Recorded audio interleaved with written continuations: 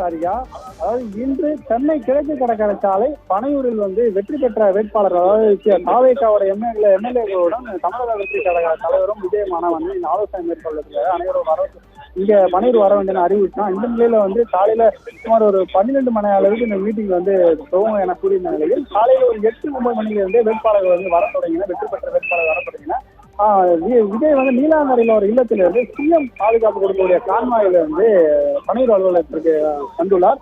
தற்போது பனையூர் அலுவலகத்துல விஜய் தலைமையில் வெற்றி பெற்ற வேட்பாளர், அதாவது எம்எல்ஏ அவர்களோட ஆலோசனை கூட்டம் துவங்கியது.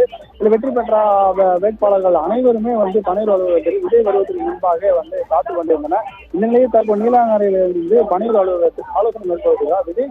சிஎம்க்கு கொடுக்க வேண்டிய கான்வாயில் பாதுகாப்புடன் அலுவலகத்தில் வந்தார். அதே போல் நீலாங்கரையிலிருந்து பனையூர் வர வரைக்கும் பலத்த பாதுகாப்பும் போடப்பட்டுள்ளது. அவர் இல்லம் இருக்கக்கூடிய சுற்றி ஒரு 8 பேர்களும், பனையூர் அலுவலகம் சுற்றி ஒரு 8 பேர்களும் பலத்த காவல்துறை பாதுகாப்பில் கொண்டு வரப்பட்டுள்ளது.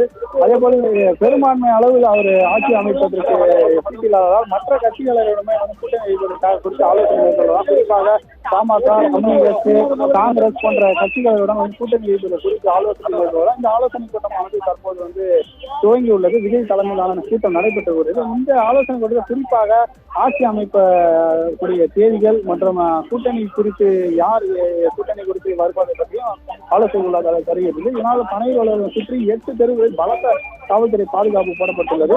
இந்த ஆலோசனை கூட்டமானது கிட்டத்தட்ட ஒரு மணி நேரம் அளவில் நடைபெறும் என கூறப்படுகிறது. இந்த ஆலோசனை கூட்டம் முடிந்த முக்கிய முடிவுகளை விடையெடுக்கக்கூடிய முடிவுகள் வெளியாக உள்ளது.